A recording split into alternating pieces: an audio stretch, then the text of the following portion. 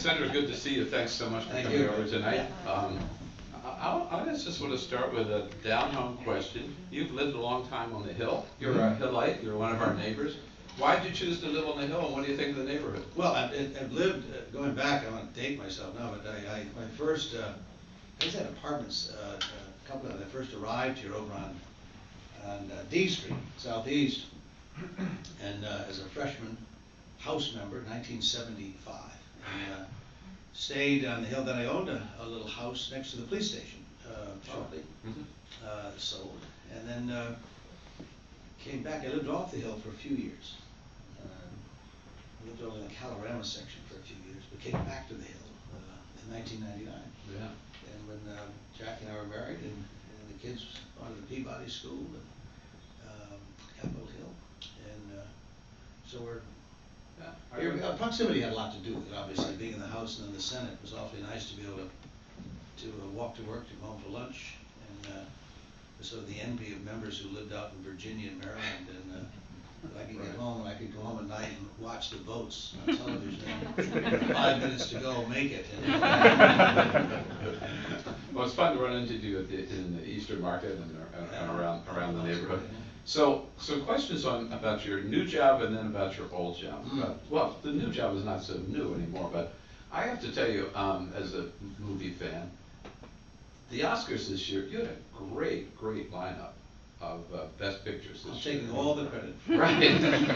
I mean, I thought particularly strong with Argo and Zero Dark 30 and the Lincoln, and of course go down the list, War and all the rest of them. How do you attribute that it was such a banner year in 2012? Well, because one, I think well, first of all, those movies are made much earlier than the year they're actually awarded in. So trying to anticipate what the public appetite may be like is always hard. But I think what they did is, a great story, well told, always works. And I think these were great stories in many ways. I mean, it's hard. I should be careful about talking about your favorites, but you've mentioned the ones this year that were particularly good. Silver Linings. Silver Linings was a great film and a great important story as well. And so I think there was, first of all, discovered adults once again. That adults will go to a good story well told that have themes that we're up to relate to in some ways. And that showed up, and it turned out to be not only good films, but also turned out to be an incredible year financially for the industry. And reflected in not just the amount of money made, but more importantly, the amount of admissions. It was up almost 7%. People actually went, and the prices of movies have been basically flat for the last 4 or 5, 6 years. Average price is $7.94. It's minimum wage, basically, in 1 hour to go to a film. To give you an idea, in China, films now are 3 times the minimum wage. They've moved it up dramatically in the last few years, the cost of going to a film in China. So I think that had a lot to do with it, the fact they were tremendous products. And of course in this area particularly, because for years films have always decried Washington's failings and shortcomings, All the President's Men and various other. Right.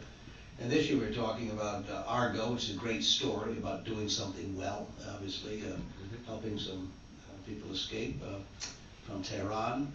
Lincoln, it's hard to imagine that you could have a very popular movie about how to pass a bill. Not insignificant one, although it caused some consternation, obviously, for me, and that I thought I'd left my political life behind, having retired from Congress. But my congressman, Joe Courtney, was a wonderful friend, and worked together for years and years. When I was watching Lincoln at a great theater. Of course, the movie was made in Richmond.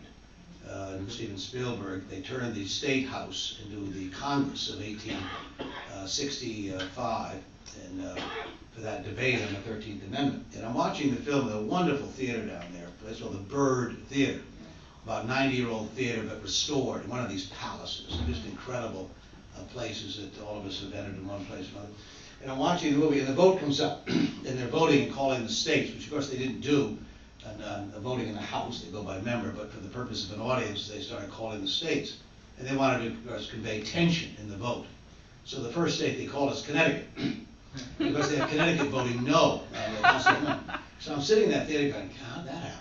I have two thoughts. One is, every now and then, no vote on a resolution may actually be the right vote, so I wanted to think that might have been the case. And then I thought, well, maybe these were, despite the impression that New England was just filled with abolitionists, which was true to a large extent, but there was also a group called mill owners, textile mill owners, and they were all for cheap cotton. So you didn't have a lot of necessarily abolitionists among the mill owner class, and of course, given the influence they had in the political structure, I assume that might have been the case. Only to discover that actually the Connecticut delegation had voted for the amendment. Voted for it, and Joe Courtney jumped on it. Jumped on it. So yeah. I raised it with Tony Kushner, who's the writer, the screenwriter for the thing. Well, boy, did I hit a hornet's nest. They were crazy, yelling at me that this was just poetic license and so forth. Which I said, well, it's one thing to have poetic license and great conversations, but if you're going to send that DVD out to middle schools in Connecticut, we're going to have a problem out there. Children how Connecticut didn't vote for the 13th Amendment. Well, all the buzz was that Lincoln, nobody could beat Lincoln. Lincoln was a slam dunk to get the Oscar. Were you surprised?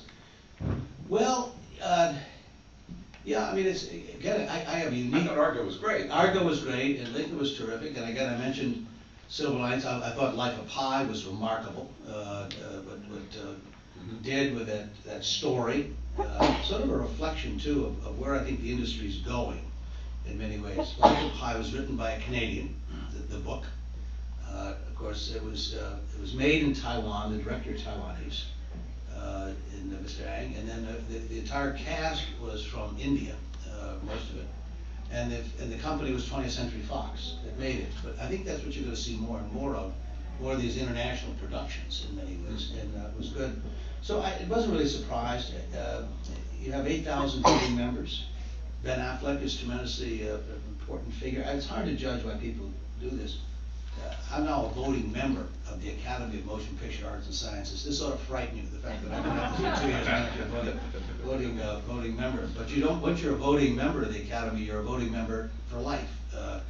And so I have two unique distinctions. And one is having been the former chairman of the Democratic National Committee in 1995 and 96, I get to be a permanent delegate in all future Democratic conventions, having been a former chair.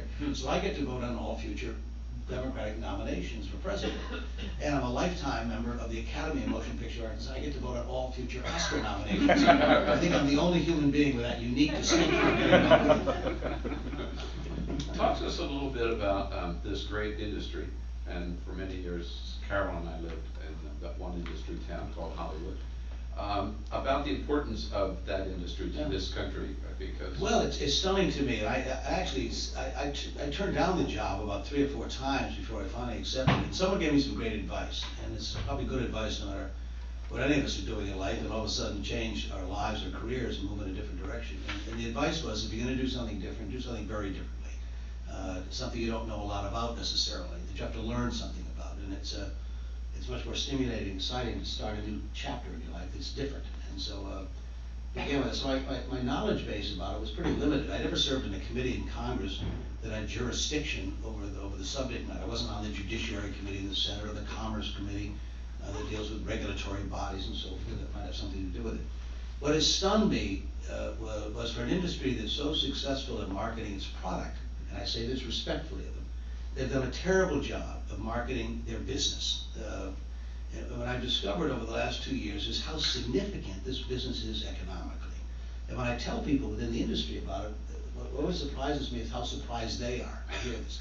This morning, 2.1 million people in the country got up and went to work at a job dependent on the film and television industry. About 800,000 direct jobs in the country. It's in all 50 states. There are some 95,000 small businesses that depend upon the film and television industry. 80% of them employ fewer than 10 people. The average wage, and this includes selling popcorn to overpaid actors, is about $62,000 a year.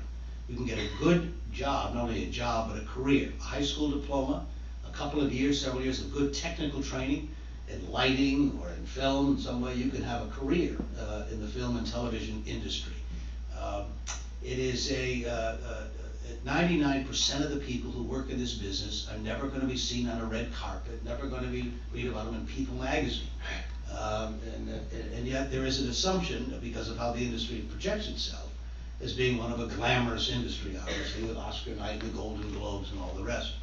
To give you an idea, when Lincoln was made in Richmond, they were there for 4 months in Richmond.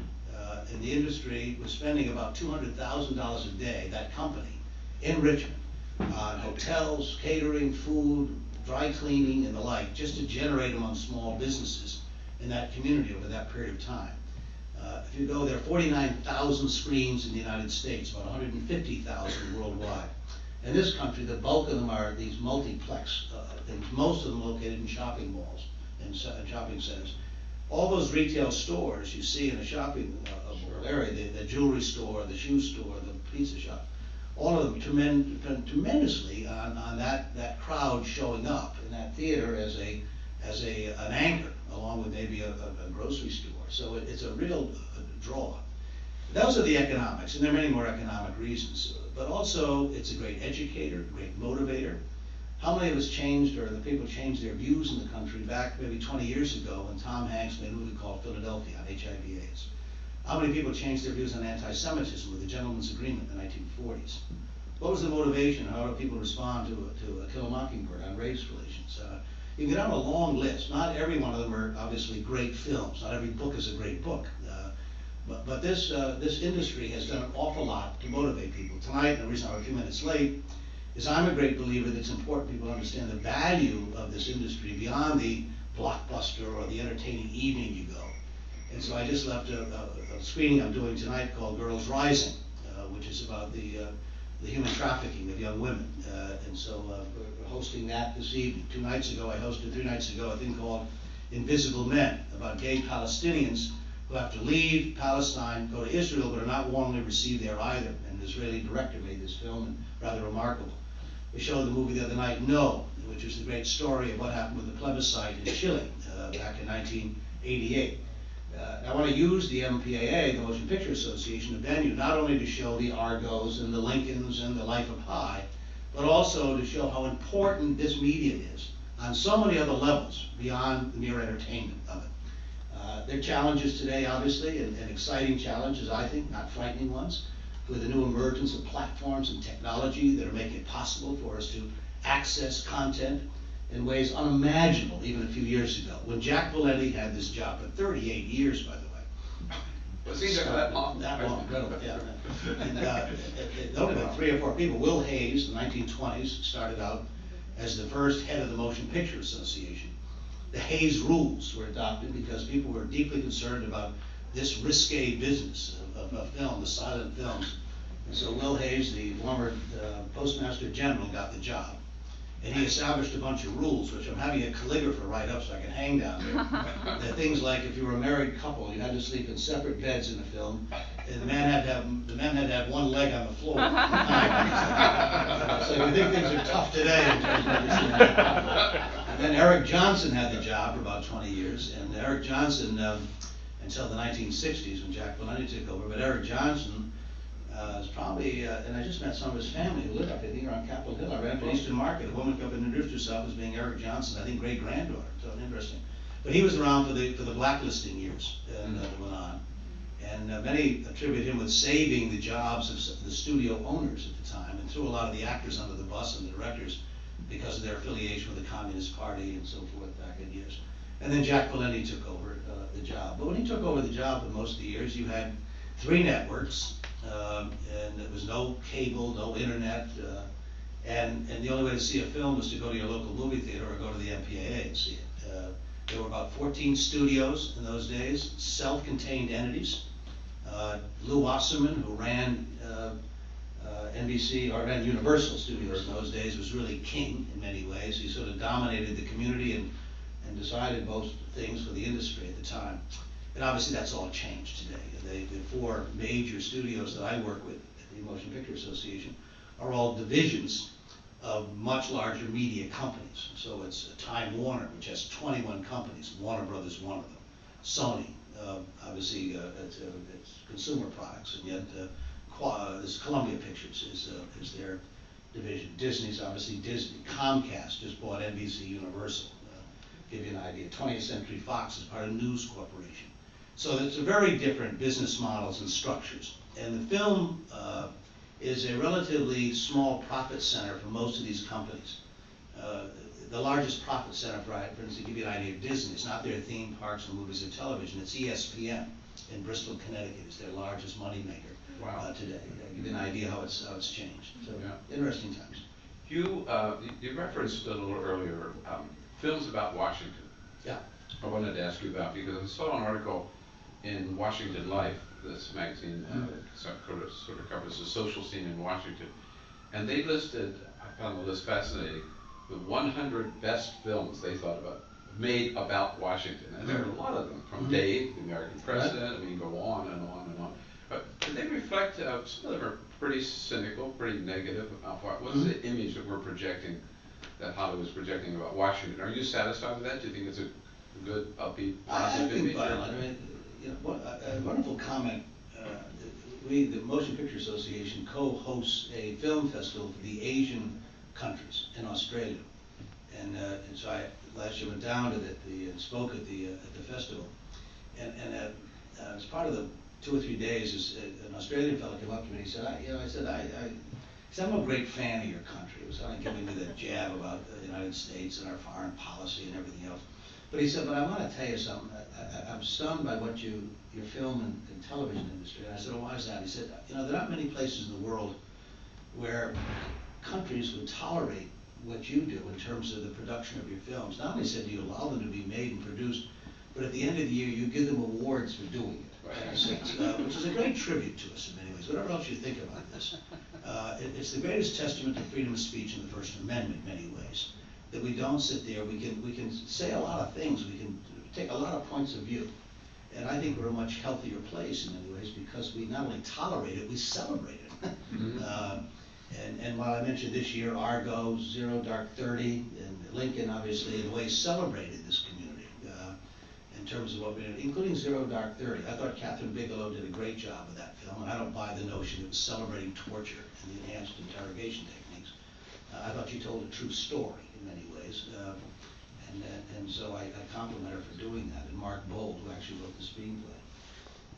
But you're right, over the years we've also examined the city, and it's been reflective of how people felt at the time. Mr. Smith Goes to Washington, the first one probably done in town, 1939, came along at a time when there was a lot of anxiety and anger over the frustrations, not unlike 2007, 2008 with the financial services area, and what was going on in the country. And Mr. Smith gave people an opportunity to reflect that frustration in his filibuster, obviously, and the famous scenes. By the way, actually, long before I had this job, I actually met Jimmy Stewart one night, and he was well out in the year, so I'm not sure he quite understood the question, but I was fascinated, having had my office for 30 years in the Russell Building, in Canada, Russell Building, and they got the architecture so well. I mean, in that movie, just in the floor of the Senate, it was tremendous.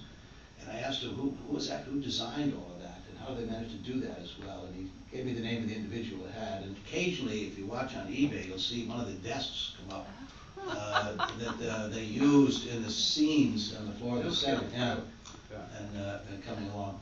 So over the years, you're right. You've had movies that have been or haven't cast the best light on the city, but I don't think we're harmed by that. And I'm glad you mentioned Dave, because that was one of my starring roles. I was in it.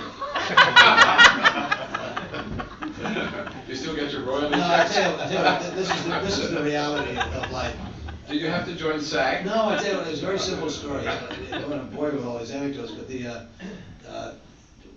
Time Warner Music had come out with a record. I didn't forget who wrote it, but it was a rap song, but it was a sort of cop-killing rap song. And members, my colleagues, all went crazy, the idea that Warner Brothers, Time Warner did this. And a guy named Mo Austin was a wonderful friend, and still to this day was the head of Warner Records.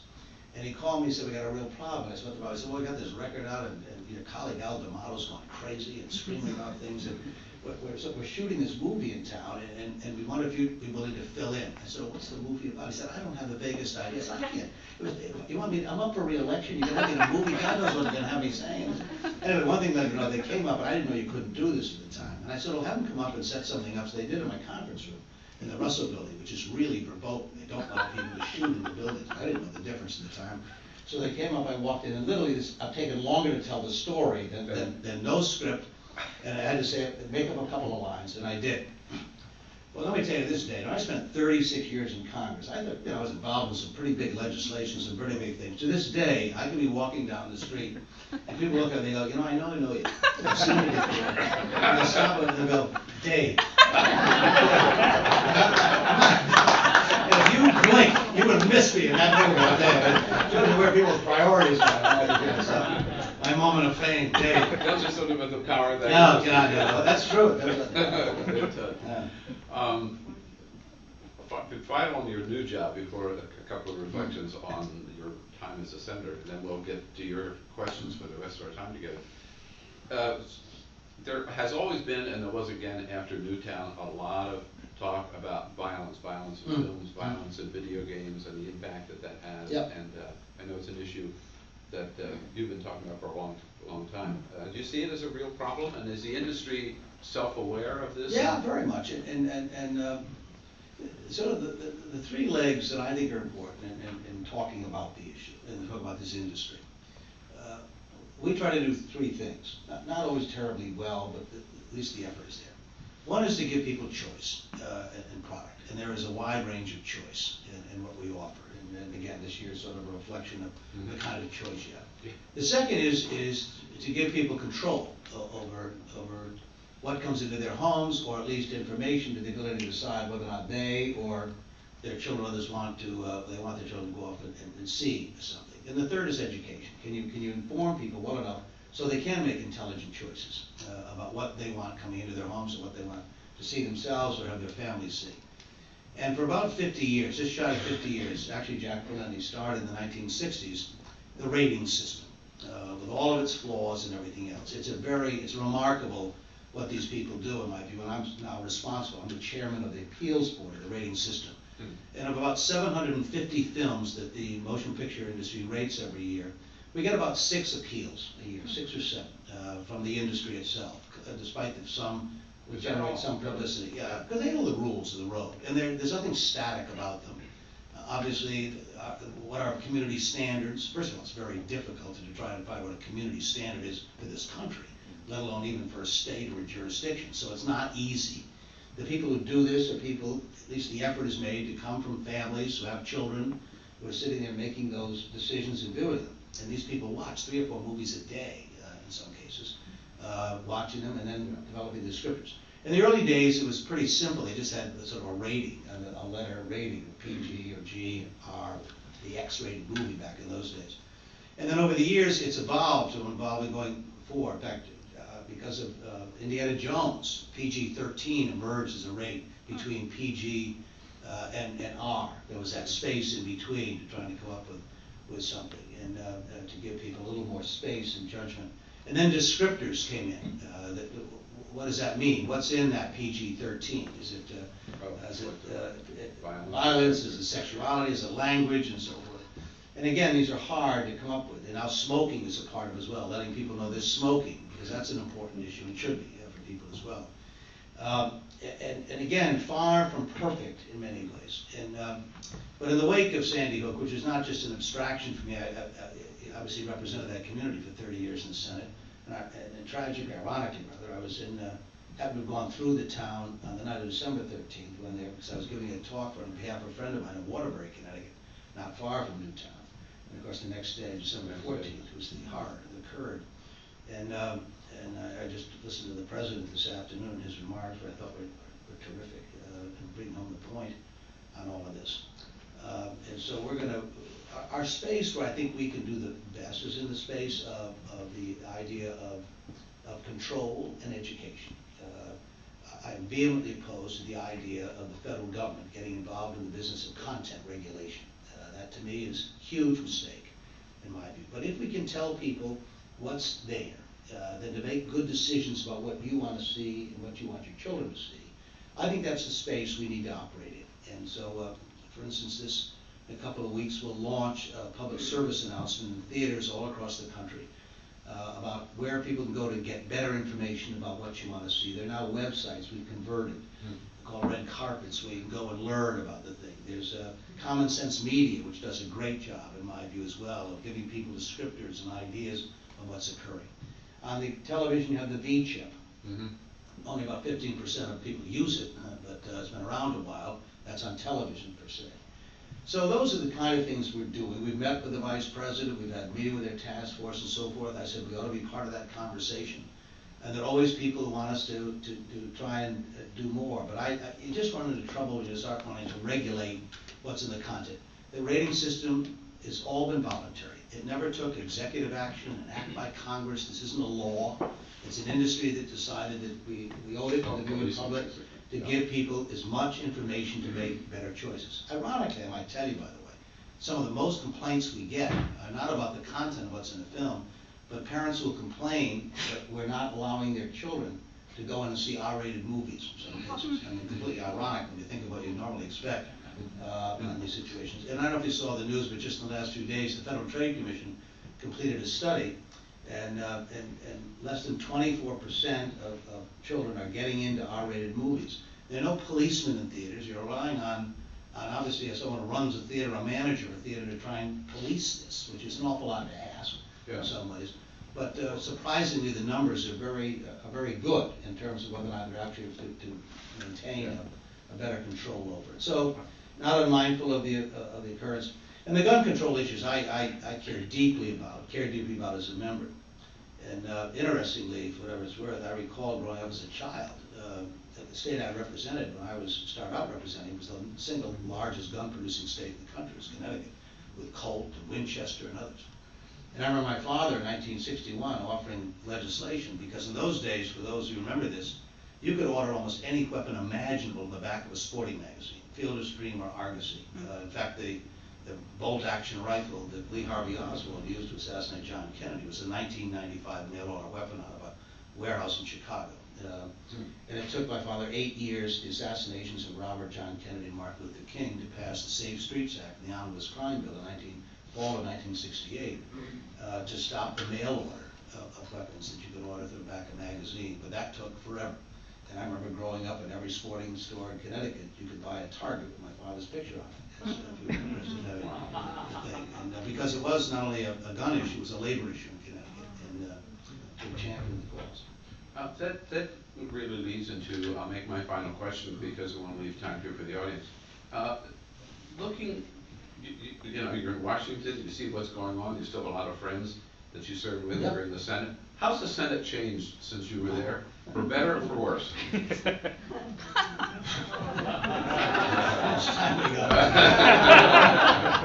Well, unfortunately, I think it's worse. I mean, I'll say that. I can't disagree. It's really, I hate to use the word worse. This is off the record tonight. No. You know, it saddens me because it's such a great institution, and I absolutely loved my service. I lived in the House as well in those early years, but obviously the 30 years in the Senate were remarkable, great people, remarkable people. Nothing makes me angrier, and I said it a few times this year. I remember I talked about Mitt Romney. I didn't vote for Mitt Romney, but nothing made me angrier than to hear some of the comments about this man. I disagree with his views and his ideas, but when our political process reaches the point where we demean people to such a degree and use language to describe people who are willing to submit themselves to the tough job of being on an arena floor, trying to do things to improve our country, whether we agree with them or not, they ought to be celebrated. This is tough stuff. And I know it's no one pays much attention to that any longer, but we're going to find out one day when we wake up that good and decent people don't get anywhere near this.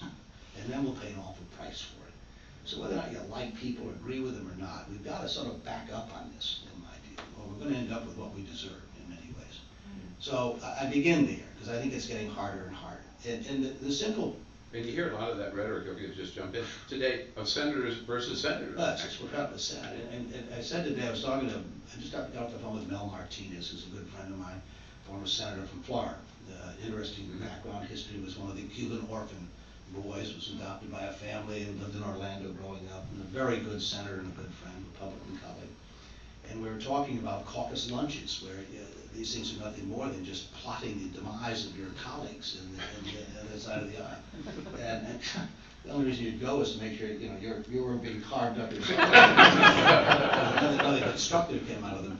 And it's, what I see is what it comes down to, and I don't want to be overly simplistic about this, but in any institution, public or private, whatever it is, if you don't know the people you work with, you end up with very one-dimensional kind of views of each other. And what's happened institutionally is people don't know each other. You've got, what, 80 or 90 members of the House who sleep in their offices because they come down on Tuesday mornings and leave Thursday nights. And so they don't know each other. The only thing they know about each other is what political label they have and how they vote on something. But as far as knowing what they care about, what they believe in, what they enjoy, what their hobbies and their family are like, what they do, that has all been stripped out in many ways. And to me, more than anything else, that contributes to a lot of what we're facing. My last day in the Senate on January 3rd, 2011, one of my new colleagues who I knew came up to me on the Republican side of the aisle, and he said, "What's your, kind of teasing me, what's your big advice? I'm coming here at leaving." And I said, "My big advice for you is," I said, "I suspect that you think about 20 or 30 of the people on this side of the aisle are just totally wrong on everything and probably said some very unkind things about me." He said, "Well, that's probably true." I said, "No one's going to pay much attention to you. You're in the minority for the first year. My advice to you is to take each one of those people out you think about in those terms and invite each one of them out to breakfast, lunch, or dinner. And what you'll find are three things. One, you'll like them a lot more than you ever imagined. One, you both went through a political process together. Your probably stories are very similar. Secondly, you're going to agree on a lot more than you imagined, and that will frighten you, but that's probably true. And as a result of the first two, you'll do things together here, and that's what makes this job so worthwhile." Now, I don't know whether he did it or not, but in a sense, the institution provided that because of the level of the work and the amount of time spent. I was telling a group of students the other day a great anecdote. My first week in the Senate, it's January 1981, and one of the great rooms in the Senate is this little small dining room right off, if you've been up in the Senate, where there's a dining area, but across the hall is a small room where senators only could eat. No family, no friends could come in, no staff. And there are two tables that no one paid much attention to, a Democratic and Republican table. But it's the first week I'm there, and I walk into that lunchroom, so I'm told this is a good place to go, and you're going to meet people and learn something. And I went over to where the Democratic table, and there was Russell Long and Pat Moynihan and Ted Kennedy and Dale Bumpers and Scoop Jackson all sitting down at that table. And they weren't really talking much. And I'm holding my tray, and the only chair at that table was at the head of the table. And I'm thinking, this is not real smart. I'm not going to go sit at the head of the table when I'm sitting here holding the tray. I'm looking stupid because I'm not moving either. So finally, I slowly went over to put my tray down on that chair, and every one of the tables said, "What are you doing? You're not going to sit in that chair. Don't you know whose chair that is?" I said, "Well, I'm a handshake." I said, "No, whose chair is it?" They said, "That belongs to Chairman Jim Eastler of Mississippi." I said, "He died 10 years ago." They said, "Well, no, but he may come back." And they thought that was the funniest moment. They'd been plotting for me to come in. Kind of a juvenile joke in a way, but it was sort of what the place was like. I mean, that was it sounds like something you might do in a middle school someplace. But it's a reflection, in a way, though, of how the place worked. And I went to that lunchroom every day for 10 years. 2 or 3 times a week, and I learned more about my colleagues, about the issues and how they worked on them. So that's changed. Now let me be optimistic, because I also believe this is not unlike patches the institution has gone through historically. This isn't the first time it's been a bad patch.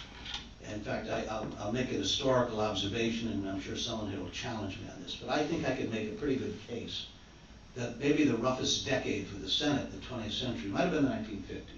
The finger-pointing era, the McCarthy era. It was a tough time in many ways. I know a lot of other things happened, but that institution went through a very rough period, and people suffered a lot because of it. I could make a similar case at the 1960s, up until maybe the winter of 1968. Maybe the most remarkable decade in the 20th century in terms of what was achieved by that body. The Civil Rights Act, the Voting Rights Act, Medicare, Title I education, war on poverty, all those things, much of what we're living through today. The Senate had a big election in '58, but it didn't fundamentally alter the place. So here are 2 decades in the same century, one arguably tremendously rough and the other remarkably successful. So I'm a great believer. Obviously, events happen. We had the tragedy of an assassination, change of power, Lyndon Johnson, all these things occurred. But things always happen. Life isn't static that way. There are always events occurring. So when people tell me it's never going to be the same again, they don't know history. Again, we've been through these periods periodically where our institutions have not done the best job they could. And I think there are tremendously gifted people in the Senate today, tremendously gifted young people coming along. That was one of the reasons I decided maybe time was up for me, is when I was chairing the banking committee the first week, and I looked down, and there was Mark Warner of Virginia and Michael Bennet, and I thought to myself, maybe it's time. Mark Warner was my driver in my first race for public office. And I defeated Michael Bennett's father in the Democratic primary. I thought, maybe it's time. Out the door with the children of people, your rivals or your colleagues. But those are two examples of remarkable young senators who, if they'll stay, I think will make a great difference. I think Roy Blunt is terrific. I mean, there are a lot of people. I don't want to go through a list. I'll leave somebody off. But there's some tremendous talent, in my view. And if they'll be given that kind of chance, stay long enough. Today, 55 senators are in their first term. I don't ever recall a time when that's been the case.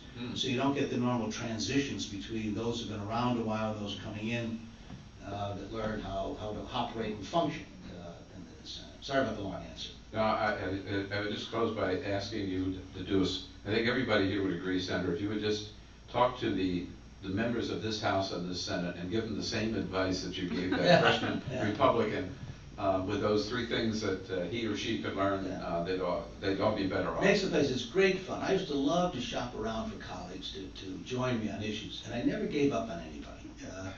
I offered legislation to lift the travel restrictions to Cuba, and I was having a tough time finding anybody who would join me on that.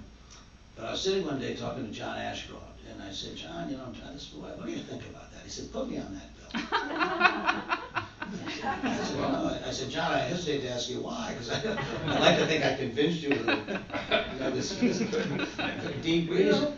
He said, you want to know why? I said, well, yes and no, but I guess you're going to tell me anyway. He said, I got a bunch of rice farmers in southern Missouri. They'd love to sell to that Cuban market. Put me on the bill. The point was, if I didn't talk to John Ashcroft about the issue, I would never found a colleague willing to support me on what I thought was a pretty good idea. Not the same argument I had, but nonetheless, you don't knock on a door, you're not going to find out. Hey, The great fun of the place is discovering that people you think would never be with you on something turn out to be your best allies. When I wrote Family and Medical Leave, I had a Republican co-sponsor on every major bill in 30 years. So Dan Coates and Kit Bond were my major co-sponsors on Family and Medical Leave. Rick Santorum and I did all the work on autism together. I mean, I was a great believer, don't ever give up on anybody. And you'll find out the darndest things about people that if you spend the time to get to know them and what they care about and believe in. John Ashcroft lived on the Hill and was often seen at Frager's, so it's a good thing. And turned out in a very critical moment may have saved the Constitution. Yes. Senator Dodd. Thank you.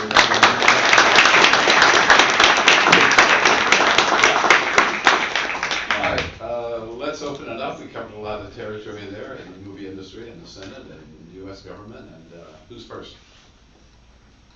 Yes. Hi. Sir, I want to thank you for your service, both in government and what you're doing. Thanks. Can you tell us who you voted for the major awards in the Academy? You think I'm that Yeah, I have to repeat the question. I'm sorry. Our listener, audience member wants to know, I'm used to being on television, wants to know who you voted for the various awards, various categories in the At least Best Picture. The Academy Awards. Best Picture. First, I realized that every one of these studios had a film up there. They do pay my wage every day. I ought to be careful how this goes forward. And so I'm going to. There's no reason to avoid it all, but my choice. I like Zero Dark 30. I thought Catherine Bigelow did a great job with that. And I thought it was unfair, the criticism. So part of the vote, I think, was maybe more with, well, I thought it was a great film. I thought she did a great job with it. She did Hurt Locker, won the Academy Award for that, when Avatar was a very popular film. But I liked her honesty in it, and I didn't like the idea that all of a sudden we were going to sort of call her on the carpet because people thought she was promoting torture. You could argue that maybe that opening scene was maybe 5 or 10 minutes longer than it had to be. but that's, again, that's being now we're becoming movie critics, and that's not our job in a sense. So, Yes, sir. Yes, Senator, in retrospect, what do you think of the Dodd-Frank legislation? I think it was a brilliant. Wait.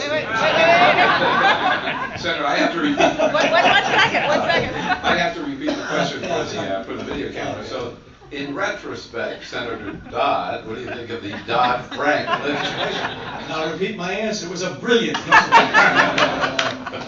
the way. Well, it's the only time, but I love it. First of all, I objected to my name being on the bill. At about 4 o'clock in the morning, Barney Frank and I were finishing up the conference, and Congressman Ken Jaworski of Pennsylvania made a motion at 4 a.m. to name the bill the Frank Dodd bill. And Barney says, well, no, if everyone will think it's one person, you can't name it Dodd. And I said, Barney, don't tell me that. I said, I'm no dummy, no one remembers Hawley's name and Smoot Hawley. You want to be second on that thing. But it was a voice vote, and I said I object. I think it's, I don't know why it is in the financial services area historically. I mean, recently Glass-Steagall, Graham-Leach-Bliley. That area seems to be the names end up on bills. And the reason I object to it is I think it's terribly misleading in a sense. I mean, the idea that two people are the sole authors of something is just ridiculous. Or a bill of this magnitude, a lot of people are tremendously involved. And again, I taught a class at Yale a few months ago, and I used for the class for 3 days 2 bills to explain 2 bills and how one succeeded in many ways and one is struggling. And so it was the healthcare bill and the financial reform bill. When Senator Kennedy got very, very ill, who was my best friend in 30 years in the Senate, he asked me to take over the Labor Committee. So I was the acting chairman and wrote and managed the longest markup of the Labor Committee in July of 2009 to finish that part of the health care bill. And then, of course, as you know, on the financial reform bill. And there are 3 things that were very important in getting a major bill through. One is transparency, that people know what you're doing. Being inclusive, so that people become part of the architecture of what you're trying to create. And thirdly, to control the narrative, what you're trying to do, so the public will know what you're up to along the way. In my view, the healthcare bill was a disaster on all 3 of those points. We lost the narrative, it was not transparent, and it was terribly, it wasn't inclusive. And what I tried to do with the financial reform bill is do exactly those 3 things. And we did. C-SPAN covered every minute of the bill. The 60 amendments we debated on the floor of the Senate. I insisted that everyone be a 50-vote margin, no 60-vote margins. I needed 60 votes in the final bill to get it through on the thing. And to control the narrative, what we're trying to do here. And through the markups of the bill and all the machinations that ultimately resulted in the bill. Bob Kaiser of the Washington Post has a book coming out in May that chronicles every moment of that bill's passage that Marty and I were involved in. And I've just read the galleys on it, and the book will be out. But I think for those who understand how a bill of that magnitude works, it's... So maybe another movie here. After Lincoln, I don't know. That was an easy one. Just and I just say to you this, and again, I need 60 votes. If I were king for a day, I would have done it differently. I would have had a single regulator. I tried to in an early bill I introduced. I would have included consumer protection and prudential regulation together. Among other things, but you have to work through a process that people don't always understand. And listening to columnists of this talk about it, it's infuriating sometimes, failing to understand. I mean, I know there were people who thought we should have gone far more to the left or far more to the too much. And you're trying to move this thing through where change was clearly necessary. To dealing with the issues of too big to fail, dealing with the derivatives market, trying to set up a consumer protection bureau where people could finally have their issues addressed in some forum other than through a courtroom, get done, and among other things. But those trying to create, I tried to track what the G7 had argued for in the spring of 2008 for some harmonization of global rules on financial services, get capital standards up, create funeral plans so that banks couldn't claim forever that they were too big to fail, give the power to the oversight board, which they have, by the way, to break up a bank. If they're there, people don't seem to believe that's there. That's in clear language. You can break up a big bank if they pose systemic risk, either through products or by their size. So in many ways, I think it'll wear well in time. Forbes magazine just came out with an article the other day saying how many of the institutions are finding, one, that the legislation they're becoming more profitable because they're following the rules, Mhm. that it's far more, it's doing far better. I regret that the regulatory bodies are slow in getting a lot of this done, but I'd rather have them get it right than sort of rush it along. And I left a lot for the regulators, as every bill is done. If you go back and look at the banking legislation in the 1930s, those bills were 25 and 30 pages long. That was it. And they left everything to the regulators and provided little or no guidance in what they should do.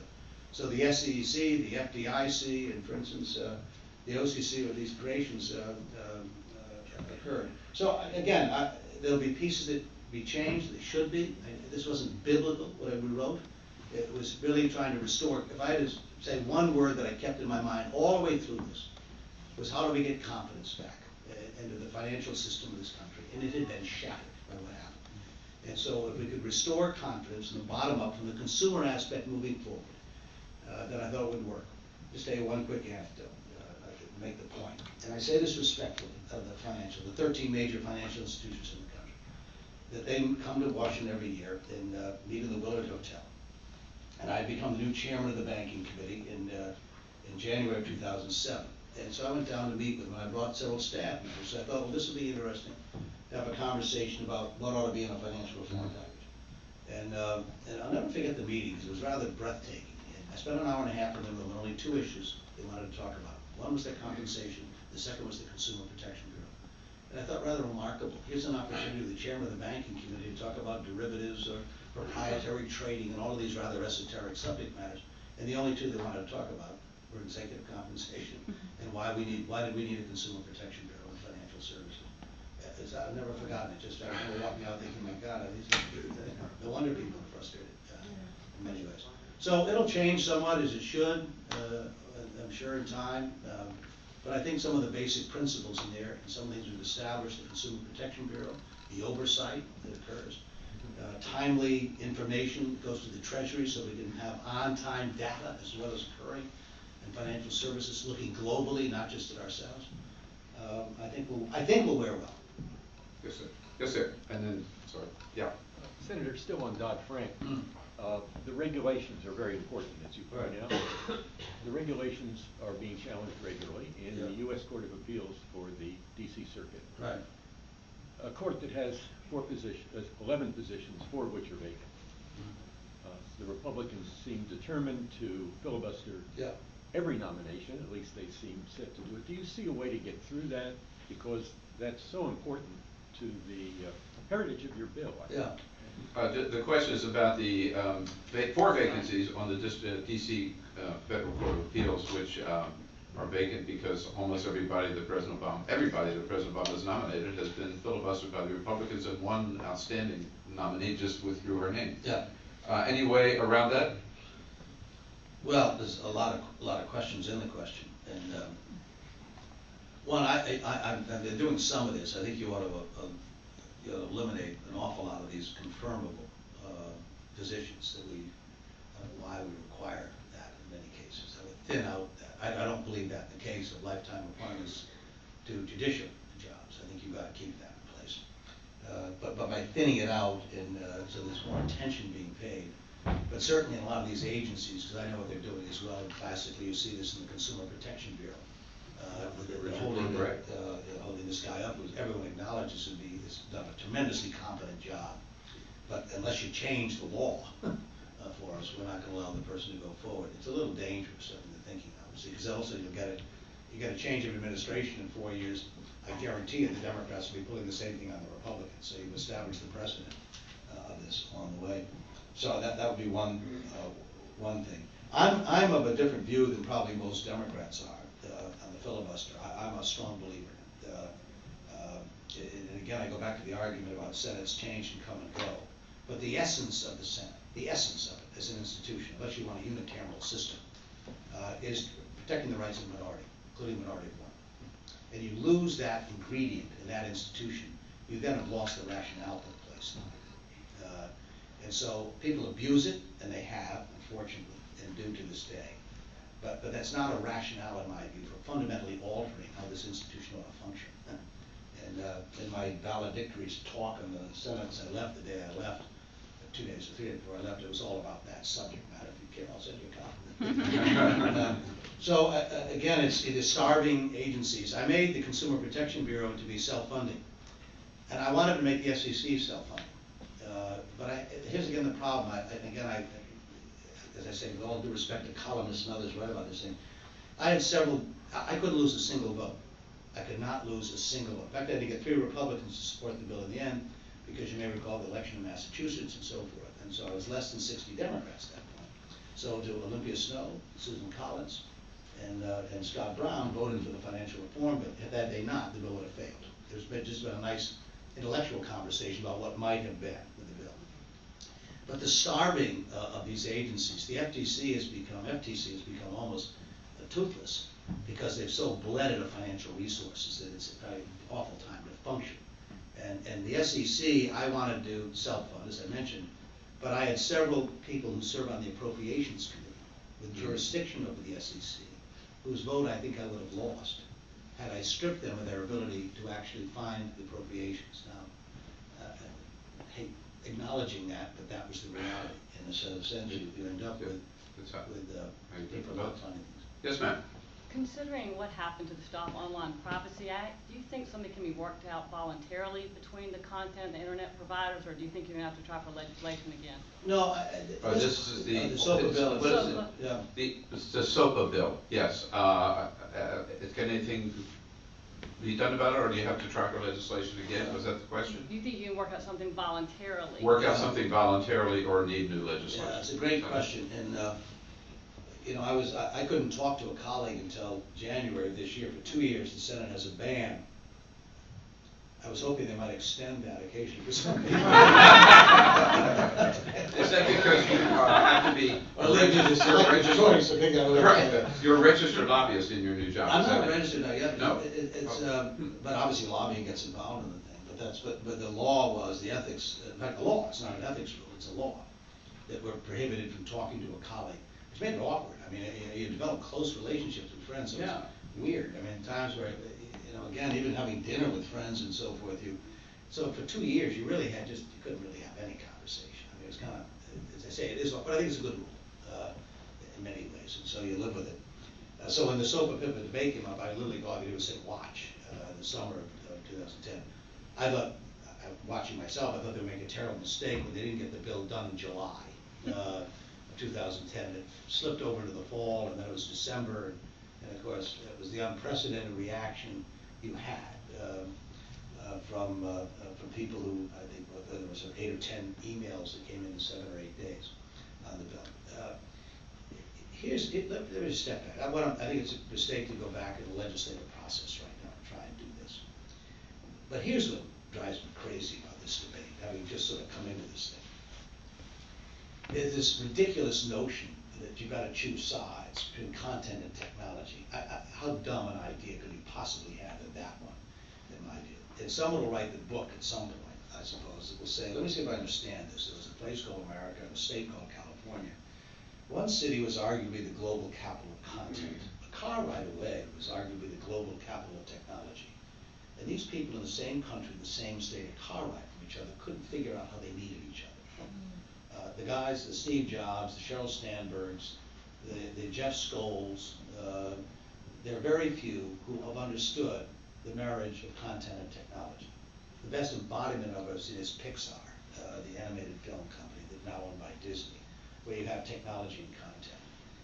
And so we need to sort this out, or we're going to find ourselves giving up. I think intellectual property is critically important. It's the only specific law written into the Constitution of the United States in 1787, because even our founders understood the importance of respecting intellectual property and its creators, its innovators, for any society that intends to grow and provide jobs and economic opportunity. Simultaneously, we need to understand the tremendous value of the internet and the access. It ought to be free, it ought to be open. Free in the sense that you don't have limitations on people's ability to access it. But we also need to respect, if we're going to do this, that you're going to have a hard time providing content if you can't protect it from those who would steal it. And we went from free information, and we moved into commerce. People said, well, if the information is right, why isn't everything else, in a sense? So I'm hopeful that through an educational process, we can begin to convince people that it's in our common self-interest here, this is becoming a global question, to work out a working relationship. Google, to its credit, for instance, last August announced that it would change its algorithms so that on the first page, you've got enough notices of illegal downloading, that they would then move off the first page illegal sites, and move up on the page legal sites. That's a great news, and we're working at that to get it done. The ad brokers, again, ad companies and agencies don't know that their ads are showing up on illegal sites. Most people, including myself, cannot tell the difference between an illegal and legal site in most cases. When you go to a search engine and go to watch movies, which one's legal, which one's not, you really wouldn't know. Most people wouldn't know. We've got a thing now, the copyright alert system, which if in fact you are downloading, will give you notice without anyone ever knowing your name and just saying this is an illegal site. If the French example works, which I've watched very carefully, a thing called Adobe in France, 80% of people, when they've been notified that they're on an illegal site, don't do it again. I think most of us recognize today that this stuff lives in the ether forever. And we don't necessarily want to be known as people who are sort of trafficking around and looking at illegal content coming down. So I'm hopeful that a voluntary system without punitive reaction will produce good results as well. And then I was looking at technology the other day, for instance, where you end up on an illegal site, where a pop-up will occur, and saying you're on an illegal site, and by the way, here are 4 legal places where you can watch the same content at the following prices.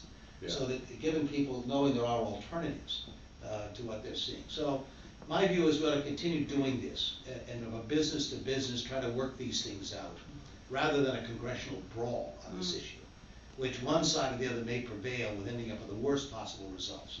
And so that's the route I'm taking as a head of the Motion Picture Association, to move us in that direction, see if we can't find working relationships between content and technology. Senator, we promised you 1 hour, and so let's make this the last question if we can hear from the front row. Good evening, Senator. I have a question about if the movie industry is going to move to some kind of streaming model like Netflix. That's in the cards, and also if the movie industry is doing so well, is piracy really that much of a problem? Yeah, so the question is, if I may, if the movie industry will be moving towards some kind of streaming model like Netflix, and how serious a problem is piracy really?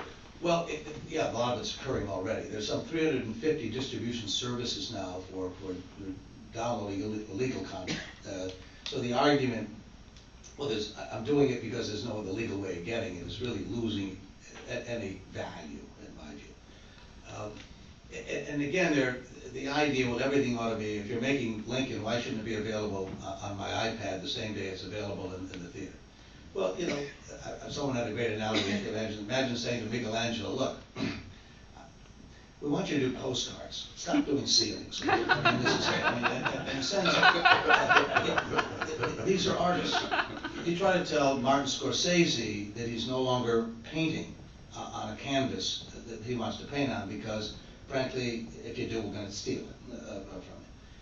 And again, so there is that theatrical experience. They're producing at great cost, at great effort, these products, and then they're having a period of time when something becomes available, it's usually pretty quickly, by the way, and through a variety of vehicles and so forth, available. The piracy issue isn't just this area. I mean, people are focusing on it. It's a great target. If you had to pick an opponent, the technology community couldn't have picked a better one in Hollywood.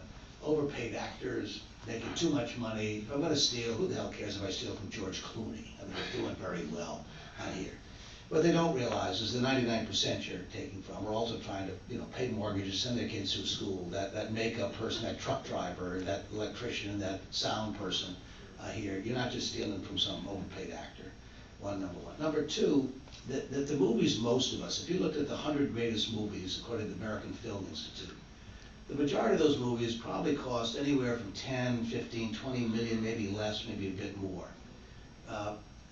This is very difficult to get capital to produce these. The Hollywood studios, the big ones, will make the so-called tentpole movies, the Avatars, the Spider-Man kind of stuff. And you're going to get the handheld stuff that does very well occasionally, a Separation and so forth that wins Best Foreign Film. There'll be resources. But some of the greatest product requires venture capital, people to write a check. Hurt Locker is a great example. Hurt Locker wins the Academy Award. Catherine Bigelow produces the greatest film. It was a total financial disaster because it was stolen so many times that it never had a DVD market. And Taylor Hackford, who's a great director and so forth, makes this case that the ability to raise capital and produce the quality of product that many of us enjoy, you deserve a great product as a consumer of this. And so there's a danger in that. So yes, you're doing well, but that's not a good argument to say I continue to. So you're doing got a good year this last year because of the points Bill made in terms of the quality of the product was out there and people showed up. Foreign markets are improving. In China, they're building 10 screens a day in China, every day, 10 screens a day. So the international market is growing tremendously as well. But even if it is, the idea that that's an excuse necessarily for someone to rob someone else of their hard work and their creations and innovations. But also it's beyond just Hollywood. About something like 25% of the bandwidth of the internet traffics in infringed property, of which television and film are certainly a part. But it also includes pharmaceuticals, aerospace, defense articles, and a long list of knockoff products. This goes way beyond just entertainment. It's a subject of what's going to occur. We need to figure this out in a way. Or it runs wild on you in a sense. You're always going to have some of it. In my view, you're not going to be able to stop it altogether. But we ought to be able to figure out a way as a society. One, I don't believe in arresting 15-year-olds that are downloading movies. I think that's a waste of time and it's counterproductive in my view. But if you go after the mega uploads and others out there, you know, they're making 175 million a year, living like potentates of stolen product that people are creating. That ought to stop.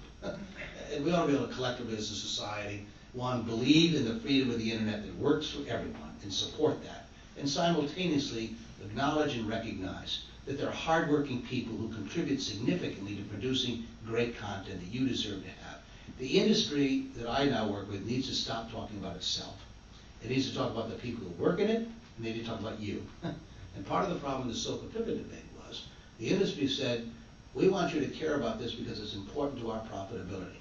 The internet crowd stood up and said, it's not about us, it's about you. It's about your freedoms and your access to this information. In the 9 elections I ran in, over 38 years, I never once ran for re-election and said, this campaign's about me. That would have been a very brief political career. Even if you don't believe it, it's always about you. And too often I think this industry talked about itself and not about you as a consumer of this product. You deserve a great product that's well produced, that you get your money's worth when you watch it, as well as the people who work in the industry, that we have an obligation, I think, to see to it that they're being respected for what they do every day. So we're getting better at this, and again, I think it's going to be a golden age. Look what's happening today on platforms like YouTube. Now Google owns YouTube, producing content. Netflix, the great line of Reed Hastings the other day, who said to HBO, this challenge is either we're going to be like you or you're going to be like us, but one of us is going to change here. And now they're producing content, and so you get the House of Cards that's being produced, the binge program. It's all going through this remarkable opportunity.